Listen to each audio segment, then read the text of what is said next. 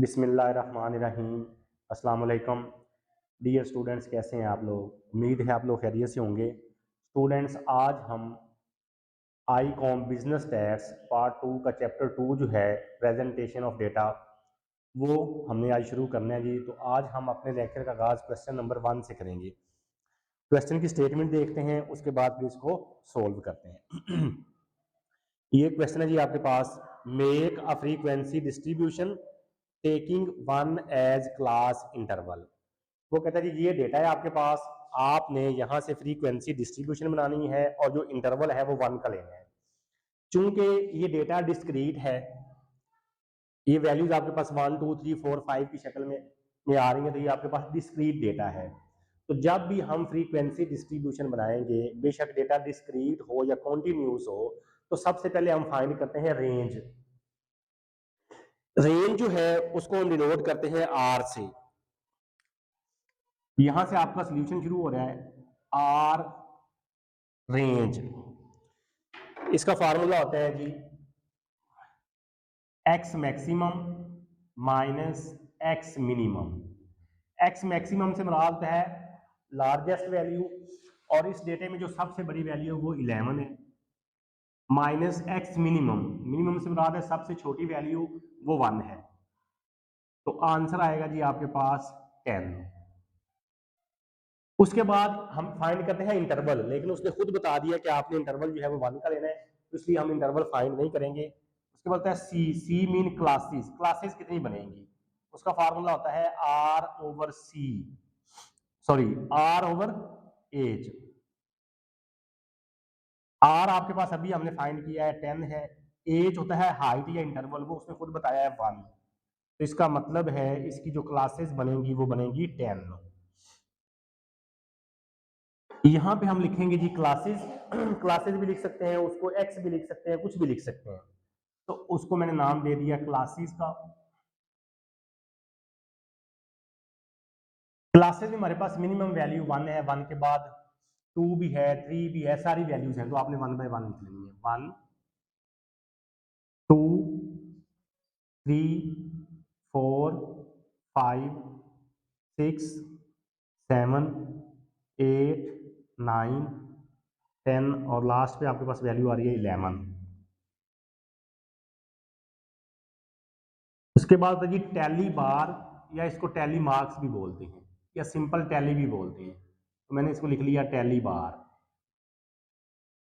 हाँ जी, टैली बार में हमने क्या करना है, यहां से देखें सबसे वैल्यू वैल्यू क्या है 2, तो 2 के सामने आपने ये एक लाइन लगा देनी है, ठीक है जी। उसके बाद है 8, तो 8 के सामने लगा दें। 8 के बाद 10, यहाँ पे 10 आ गया। उसके बाद 9, तो 9 के सामने लगा दें। 9 के बाद 7, यहाँ पे आएगा। 7 के बाद फिर 9, यहाँ पे आ गया। फिर 4, 4 के बाद 3, 3 के बाद 5 सॉरी 5 के बाद 6, 6 के बाद 8, 8 के बाद 7, ये आ गया आपके पास 7, 7 के बाद 9, 9 के बाद 6, ये आ गया जी आपके पास 6। फिर है 11, ये यहाँ पे लाइन आ गई। 11 के बाद 1, 1 के बाद 5, 5 के बाद 6, तो 5वीं लाइन आप लोगों ने जी इस तरह लगानी है। उसके बाद 5 यहाँ पे आ गया। उसके बाद है 7, तो 7 यहाँ पे आ गया। उसके बाद है जी फ्रीक्वेंसी एफ। अब हमने देखना है ये कितनी वैल्यूज हैं, 1, यहाँ पे 1 लिख दें, ये भी 1 है, ये भी 1 है, ये भी 1 है, ये 3 है, 3 के बाद 5, 5 के बाद फिर 3 है, 3 के बाद 2, 2 के बाद आपके पास जो है वो 3 है, 3 के बाद 1 और लास्ट पे फिर जो है वो आपके पास 1 है।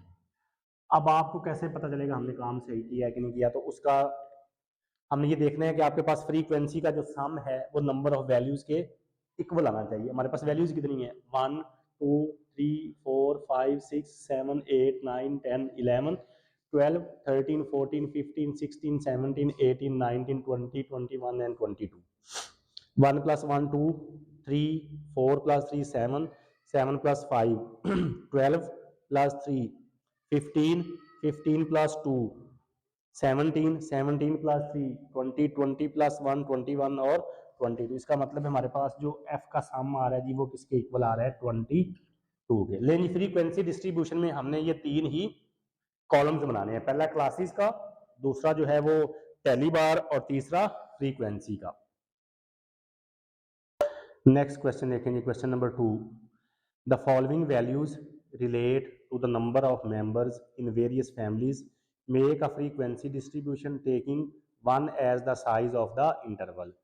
लेकिन स्टूडेंट ये क्वेश्चन नंबर 2 है, इसमें भी हमें कहा गया जी आप लोगों ने फ्रीक्वेंसी डिस्ट्रीब्यूशन फाइंड करनी है और 1 का इंटरवल लेना है। तो सेम क्वेश्चन जैसे हमने क्वेश्चन 1 किया है वैसे ही क्वेश्चन नंबर 2 भी करेंगे। ये भी डिस्क्रीट डेटा है।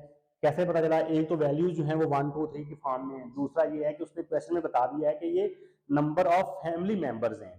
तो फैमिली मेंबर जो है या एक होंगे या दो या तीन या चार, तो पॉइंट्स में नहीं आ सकते, तो इसलिए जो है ये डेटा डिस्क्रीट है।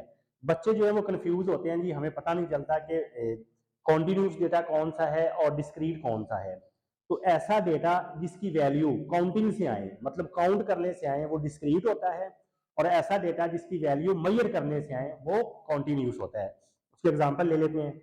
नंबर ऑफ फैमिली मेंबर जो है इनको हम काउंट करते हैं तो ये डिस्क्रीट होगा। नंबर ऑफ चेयर्स इनको भी काउंट करेंगे, number of fans, number of books, number of trees, तो ये सारा का सारा क्या है? डिस्क्रीट। लेकिन इसके बाद अगर हम हाइट की बात करें तो हाइट को हम काउंट नहीं करते बल्कि मेजर करते हैं, उसकी नुमाइश करते हैं। वेट जो है उसको भी मेजर करते हैं, एज जो है उसको भी मेजर करते हैं, टेम्परेचर जो है इसको भी मेजर करते हैं। तो ये क्या होंगे? कॉन्टिन्यूस। तो इसमें भी हमारे पास मिनिमम वैल्यू जो है वो 0 है और मैक्सिमम वैल्यू जो वो हम देख लेते हैं। लेकिन सबसे पहले हमने क्या फाइंड करना है? रेंज। रेंज क्या होता है जी? R is equal to X M minus X naught. X M से मुराद है लार्जेस्ट वैल्यू और एक्स नोट से मुराद है स्मॉलेस्ट वैल्यू। तो इसमें हमारे पास जो लार्जेस्ट वैल्यू है वो 8 है और जो स्मॉलेस्ट वैल्यू है वो 0 है। तो इसका जब हमने डिफरेंस लिया तो आंसर जो है वो 8 ही आएगा। इसका मतलब है रेंज हमारे पास क्या आ गई? 8। उसके बाद होता है क्लासेस सी।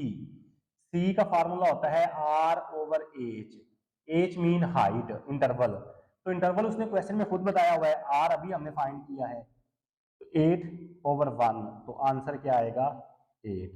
मतलब हम जो क्वेश्चन सोल्व करेंगे उसके पास उसमें कितनी क्लासेस होंगी? टोटल 8।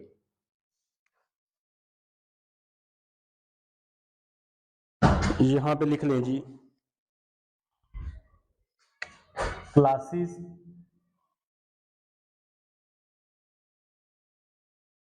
0 1 2 3 4 5 6 7 और लास्ट पे 8। ये 8 तक क्यों लिखा है और 0 से क्यों शुरू किया है? क्योंकि मिनिमम वैल्यू हमारे पास 0 है और मैक्सिमम वैल्यू हमारे पास 8 है और उसके बीच में सारी वैल्यूज है, 1 भी है, 2 भी है, 3 भी है। सपोज अगर इनमें कहीं आपको 4 नजर नहीं आ रहा तो 4 आपने नहीं लिखना। उसके बाद है जी टैली मार्क्स या टैली बार। इस दफा मैंने लिख लिया इसको टैली मार्क्स। अच्छा जी वही सेम, सबसे पहले 2 2 इसके सामने एक लाइन लगा दी, 2 के सामने। उसके बाद 7 ये आ गया, 7 के बाद 6 6 के बाद 5 5 के बाद 7 7 के बाद 4 4 के बाद 3। मतलब जो वैल्यू आ गई उसके सामने आपने एक एक लाइन लगाते जाना है। 2 यहाँ पे आ गया, 5 5 के बाद फिर 7 7 के बाद 5 5 के बाद 6 6 के बाद 4 4 के बाद 5 5 के बाद 6 6 के बाद 7, हाँ जी 7 के बाद फिर 6 6 के बाद 1 1 के बाद 5। पांचवी लाइन आप लोगों ने इस तरह लगानी है जी। 5 के बाद है 6, पांचवी लाइन इस तरह।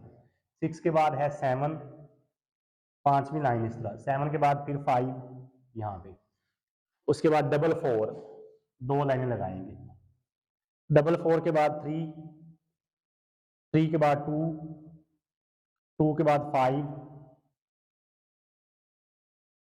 5 के बाद डबल 6, डबल 6 के बाद 7, 7 के बाद जो है 6, 6 के बाद 3, 3 के बाद 5, 5 के बाद 0, 0 के बाद 2, 2 के बाद 1, 1 के बाद फिर 0 और लास्ट पे 8। ले जी, ये हमने टैली मार्क्स। उसके बाद होता है एफ मीन फ्रीक्वेंसी। ये कितनी वैल्यूज हैं? 2, ये भी 2, ये 4, ये 3, 4, ये 8, ये भी 8, ये 6 और लास्ट वाली वैल्यू जो है वो 1 है आपके पास। तो जितनी वैल्यूज हैं उतना ही एफ का सम आना चाहिए। वैल्यूज 38 हैं तो एफ का सम भी 38 आना चाहिए। 2 + 2 4, 8, 11, 15, 23, 31, 37 और 38 लेंगे। फ्रीक्वेंसी डिस्ट्रीब्यूशन में हमने यही काम करना है, रेंज, क्लासेस, क्लासेस के बाद टैली मार्क्स और लास्ट पे फ्रीक्वेंसी। ये था जी क्वेश्चन नंबर 2। अब हम नेक्स्ट देखते हैं क्वेश्चन नंबर 3। नेक्स्ट क्वेश्चन देखेंगे, question number 3। The following figures give the number of children born to 30 women. Make a frequency distribution taking class interval size of 1. Next question भी हमारा जी discrete ही है, क्योंकि इसमें भी बात कर रहा है नंबर ऑफ चिल्ड्रन की। तो नंबर ऑफ चिल्ड्रन जो है ये भी डिस्क्रीट होते हैं, काउंटिंग से आते हैं। तो यहाँ से भी हमने जी फ्रीक्वेंसी डिस्ट्रीब्यूशन बनानी है। सबसे पहले निकालेंगे रेंज। रेंज क्या होता है जी? X maximum minus X minimum. तो इस डेटे में जो सबसे बड़ी वैल्यू है वो 10 है और जो सबसे छोटी वैल्यू वो 0 है। तो रेंज क्या आ गया जी आपके पास? 10। उसके बाद क्लासेस सी, उसका फार्मूला होता है R/H, क्योंकि उसमें खुद क्वेश्चन में बताया हुआ है जी आपने जो इंटरवल लेना है वो 1 का लेना है। तो 10 को 1 से डिवाइड किया तो आंसर आ गया 10। क्लासेस बनेगी जी 10। वही सबसे पहले क्लासेस, क्लासेस में हमारे पास मिनिमम वैल्यू 0 है और मैक्सिमम वैल्यू 10 है और बीच में सारी वैल्यूज है 0, 1, 2, 3, 4, 5, 6, 7, 8। ये थोड़ा सा जिसको छोटा करके लिखना पड़ेगा, जगह नहीं है नीचे। 1, 2, 3, 4, 5, 6, 7, 8, 9 और लास्ट पे 10। हाँ जी, उसके बाद फिर टैली बार या टैली मार्क्स। हाँ जी सबसे पहली वैल्यू देखें क्या है? 1, 1 के सामने एक लाइन लगा दें। उसके बाद 5, 5 के बाद 1, 1 के बाद 0, 0 के बाद 2, 2 के बाद 5, 5 के बाद 9, 9 के बाद 2, 2 के बाद 6, 6 के बाद 3, 3 के बाद 5, 5 के बाद 7, 7 के बाद 8, 8 के बाद 4, 4 के बाद 6, 6 के बाद 8, 8 के बाद 9 और 10। 9 यहाँ पे आ गया और 10 यहाँ पे आ गया। उसके बाद है जी फिर 9, 9 के बाद 3, 3 के बाद 5, 5 के बाद 7, 7 के बाद 9, ये लें 9, 9 के बाद 4, 4 के बाद 5 और 5वीं लाइन इस तरह। उसके बाद फिर 4, 4 के बाद डबल 5, डबल 5 के बाद 7, 7 के बाद 6। तो जितनी वैल्यूज हैं उतना ही एफ का सम आना चाहिए। तो पहले हम एफ जो है वो करते हैं कैलकुलेट। ये क्या है? 1, यहाँ पे 1 लिख दे।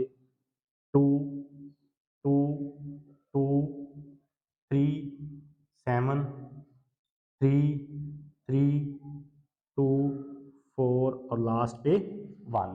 तो क्वेश्चन में उसने बताया था जी 30 वुमेन, तो एफ का सम भी कितना आना चाहिए 30। कर लेते हैं 1 + 2 3 5 7 10 17 20 23 25 29 और लास्ट पे 30। एफ का जो सम है वो भी क्या आ रहा है जी 30। लें जी स्टूडेंट्स, आज के लिए हमारा इतना ही काम है। आज हमने क्वेश्चन नंबर 1 सोल्व किया है, 2 किया है और 3 किया है, और तीनों के तीनों जो क्वेश्चन थे वो डिस्क्रीट डेटे के थे। और डिस्क्रीट के लिए सबसे पहले हम रेंज निकालते हैं, उसके बाद क्लासेस, क्लासेस के बाद पहला कॉलम होता है क्लासेस का, दूसरा टेली मार्क्स और तीसरा फ्रीक्वेंसी का। अगर आप चैनल पे नए आए और अभी तक आपने चैनल को सब्सक्राइब नहीं किया तो जल्दी से चैनल को लाइक कर दें, सब्सक्राइब कर दें और बेल आइकन को आपने लाजमी प्रेस करना है ताकि आने वाली हर नई वीडियो का नोटिफिकेशन आप तक पहुंच सके। एक नई वीडियो के साथ दोबारा फिर मिलते हैं, अपना ख्याल रखिएगा। अल्लाह हाफिज़।